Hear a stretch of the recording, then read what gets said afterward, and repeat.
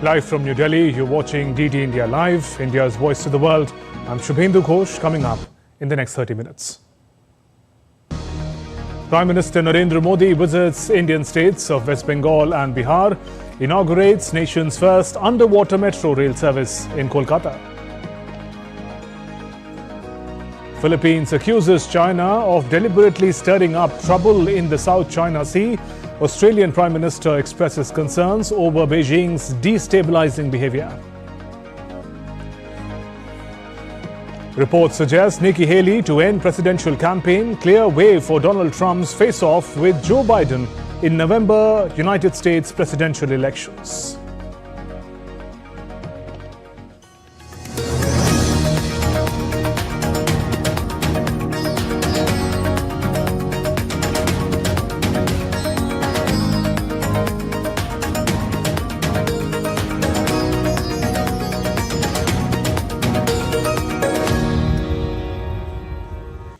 India's Prime Minister Narendra Modi inaugurated the nation's first underwater metro rail service in West Bengal's capital, Kolkata. The new metro line, called Howrah Maidan Esplanade section, is India's first underwater metro transportation.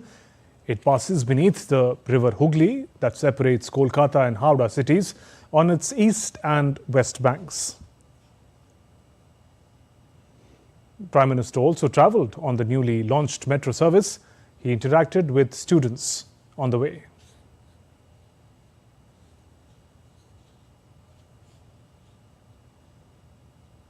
The Prime Minister also chatted with the metro staff involved in this project.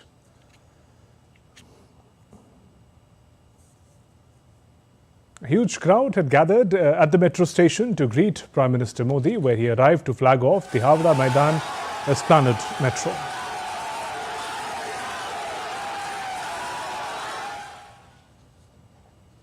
Later, Prime Minister addressed a women's rally in West Bengal's Barashat. Kolkata की metro इस बात की भी गवाह है कि BJP सरकार कितनी तेजी से काम करती है। 2014 से पहले के 40 सालों में कोलकाता मेट्रो का सिर्फ 28 किलोमीटर रूट बना था। आपको आंकड़ा याद रहेगा? मैं जो कह रहा हूं याद रहेगा? जरा आप बताएंगे तो पता चलेगा, याद रहेगा? 40 साल में 28 किलोमीटर, ओनली 28 किलोमीटर, जबकि बीजेपी सरकार के बीते 10 साल में कोलकाता मेट्रो का 31 किलोमीटर और विस्तार हो चुका है। Prime Minister also inaugurated and laid the foundation stone of multiple connectivity projects worth $1.8 billion from Kolkata. These projects include Pune Metro from Ruby Hall Clinic to Rambari Stretch, Kochi Metro Rail Phase 1 extension project, among others. Prime Minister is on a dual visit of Indian states of West Bengal and Bihar on Wednesday to inaugurate various infrastructure projects and address public gatherings. And following his visit to West Bengal, PM reached Betia in Indian state of Bihar. Prime Minister dedicated and laid foundation stone of various infrastructure projects there. The projects worth 12,800 crore rupees at Betia in Bihar's West Champaran district on Wednesday. These projects are related to rail, road, petroleum, natural gas and more. Besides, Prime Minister also inaugurated a 109 kilometers long Indian Oil's Muzaffarpur-Motihari LPG pipeline that will provide access to cleaner cooking fuel in the state of Bihar and neighboring country, Nepal. PM Modi inaugurated and laid the foundation stone of various rail projects at the venue as well.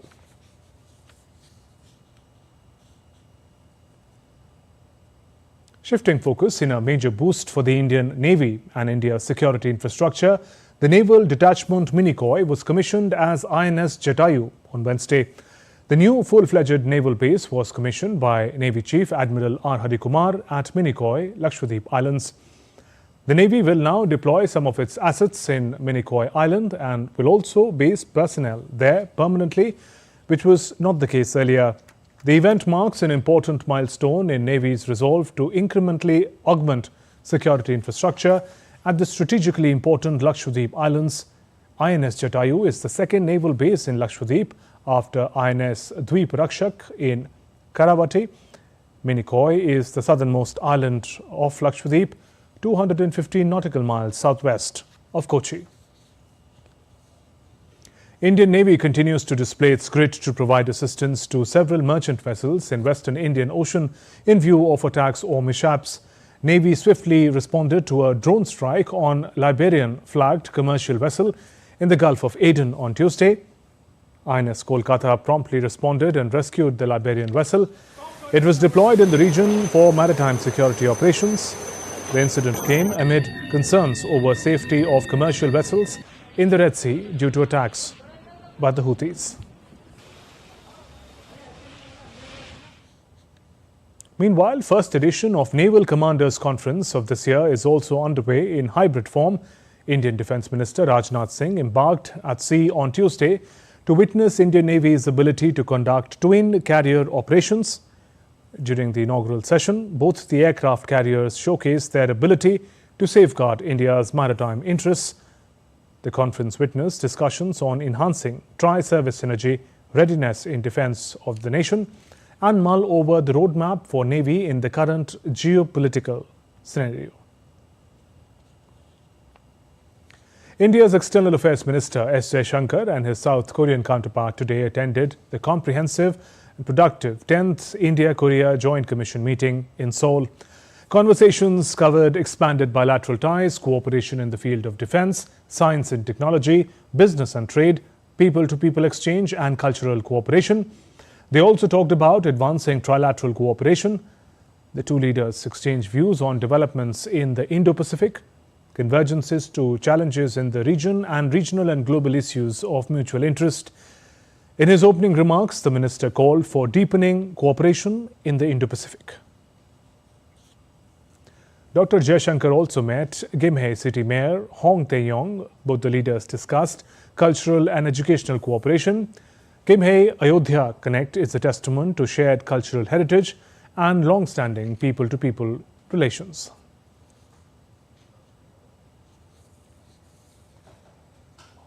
After concluding his visit to South Korea, Dr. Jaishankar will travel to Japan from 6th to 8th of March for the 16th India-Japan Foreign Ministers Strategic Dialogue. DD India's Chris Gilbert gets us more from Tokyo. This evening, Japan time, so late afternoon India time, is going to be the beginning or the launch of the first ever Raisina Roundtable, and this is a talk or a meeting to promote, I guess, back channels or what is called Track 2 dialogue between the two countries. It will be attended by the minister, but also by think tanks, lobbyists, and academics here in Japan, and it's going to be largely focused on the Quad partnership that these two countries share with Australia and the US, but also other geoeconomic and geopolitical issues as well. That is going to be continuing into Thursday. There also to look forward to is the 10th dialogue between Minister Jaishankar and his counterpart here in Tokyo, Yoko Kamikawa. Again, it's a very similar theme to South Korea, with India looking, first of all, complementing both countries on the platform that they have laid through investment and through defense cooperation, joint military exercises, multilateral military exercises, and now looking for new avenues to expand upon that foundation. And that is what Dr. S. Jaishankar has referred it to, expanding on the foundational platform that these countries have built already in terms of economic cooperation, military cooperation, response to climate change. As they say, it's going to be the full gamut of issues that these two parties are going to discuss here in Tokyo.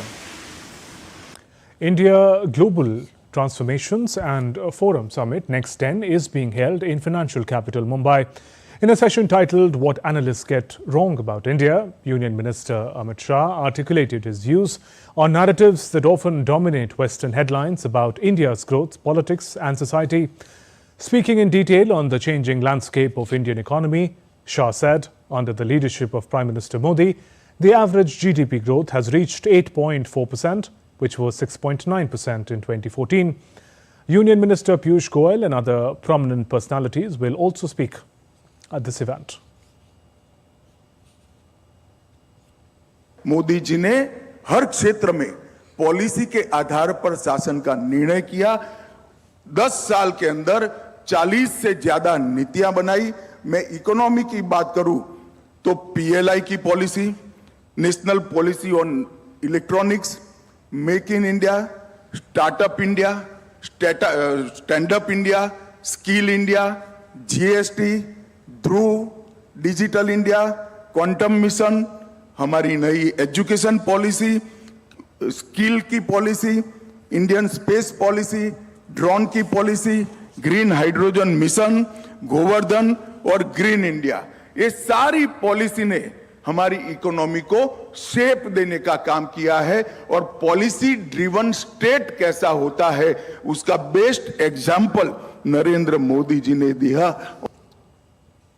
Russian President Vladimir Putin's foreign intelligence chief has said French President Emmanuel Macron's refusal to rule out sending European troops to fight Russian soldiers in Ukraine was extremely dangerous and irresponsible.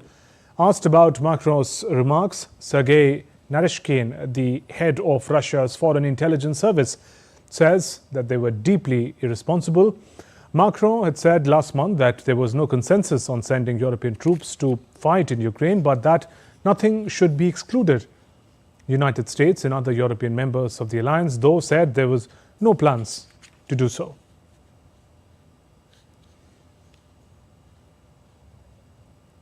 Germany's defense minister Boris Pistorius said on Tuesday one participant on a high-level military call on Ukraine intercepted by Russia had mistakenly joined via a non-secure line and German communication systems had not been compromised. Russia had likely intercepted the discussion among senior German Air Force officials by chance via widespread surveillance. Pistorius added, as he presented initial results of an investigation into the leak, a high-level military call on Ukraine intercepted by Russia made clear that no political decision on sending Taurus cruise missiles to Kiev had been made. Defense Minister Pistorius said on Tuesday on a trip to Sweden, asked if the leak could affect the position of Gerhards, who was not the one to dial in from Singapore. Pistorius said he was not going to sacrifice one of his best officers to what he called Putin's games. The German government further accused Russian President Putin of seeking to sow disunity and create divisions within Germany. The leak has nonetheless embarrassed Germany and prompted questions about its intelligence security. As delegations held a third day of talks with no sign of breakthrough in the ceasefire between Hamas and mediators in Cairo, Egypt, US President Joe Biden said it was in the hands of Hamas now whether to accept a deal for a ceasefire in the Gaza Strip in exchange for release of Israeli hostages. Negotiators in Cairo are trying to secure a 40-day ceasefire. US National Security Advisor Jake Sullivan and Qatari Prime Minister Sheikh Mohammed bin Abdul Rahman Al Thani discussed a potential ceasefire in exchange for release of hostages held in Gaza. Sullivan and Al Thani stressed that the deal will focus on release of sick, wounded, elderly and women hostages and agreed to stay in regular contact. Meanwhile, Israeli Prime Minister Benjamin Netanyahu has said Israel will allow a similar number of worshippers into Jerusalem's Al-Aqsa Mosque compound in the first week of Ramadan as in previous years on Tuesday. Israel's policy has always been and always will be to safeguard freedom of worship for all faiths. This is what we have also done during Ramadan, and this is what we will do now. We will do everything to safeguard freedom of worship on the Temple Mount, while appropriately taking into account security and safety needs, and will enable the Muslim public to mark the holiday. And we're heading into a short break, still to come on this edition of TD India Live. Joe Biden and Donald Trump sweep the Super Tuesday polls.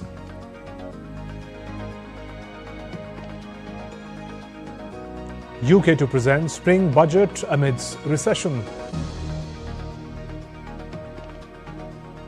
And Khelo India Games medal winners will now be eligible for government jobs.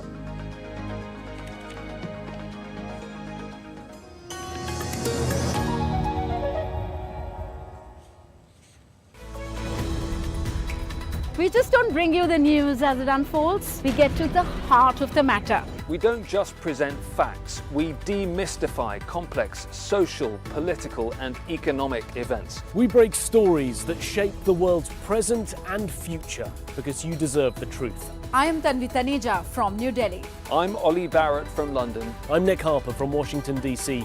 Join us on DD India Global Monday to Friday at these times.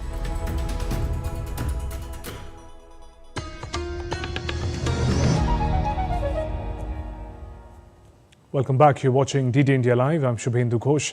Pakistan's Supreme Court has ruled on Wednesday that former Prime Minister Zulfikar Ali Bhutto, who was hanged 44 years ago after being convicted of murder, didn't get a fair trial.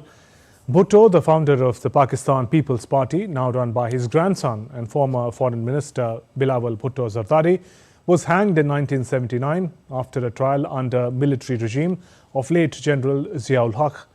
And PPP chairman Bilawal Bhutto Zardari welcomed the decision, thanking all those who extended their support in this case.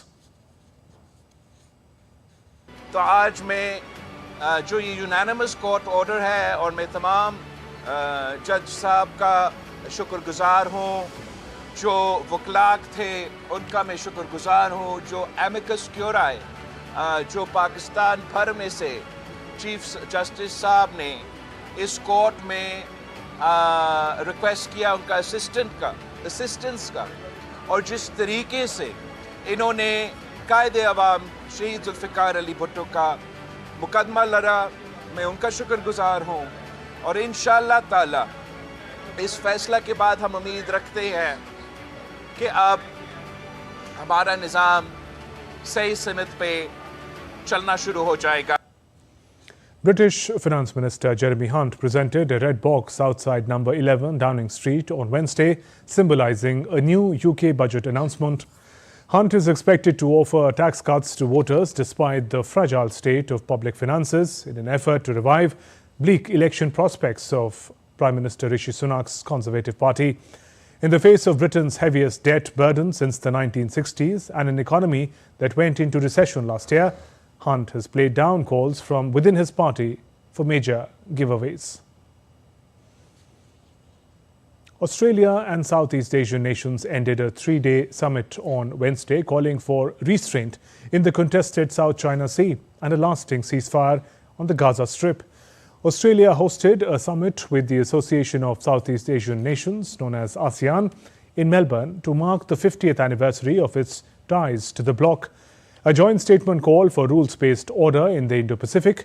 The joint statement also urged all countries to avoid any unilateral actions that endanger peace, security and stability in the region. Australian Prime Minister Anthony Albanese said Australia is very concerned over what he says unsafe and destabilising behaviour in the South China Sea. I am very concerned and Australia is concerned about any unsafe and destabilising behaviour in the South China Sea. It is dangerous and it creates risks of miscalculation, which can then lead to escalation. So we would call upon a number of nations, emphasised in their statements. The foundation document is UNCLOS, the UN Convention of the Law of the Sea. That is something that should be the guide for all nations' participation. Earlier, Philippines accused China of deliberately stirring up trouble in the South China Sea. Philippines Defense Secretary said Beijing's actions are patently illegal and downright uncivilized. Philippines on Tuesday summoned China's Deputy Chief of Mission in Manila to protest at what it called aggressive actions by Chinese naval forces against a resupply mission for Filipino troops stationed on South China Sea shoal.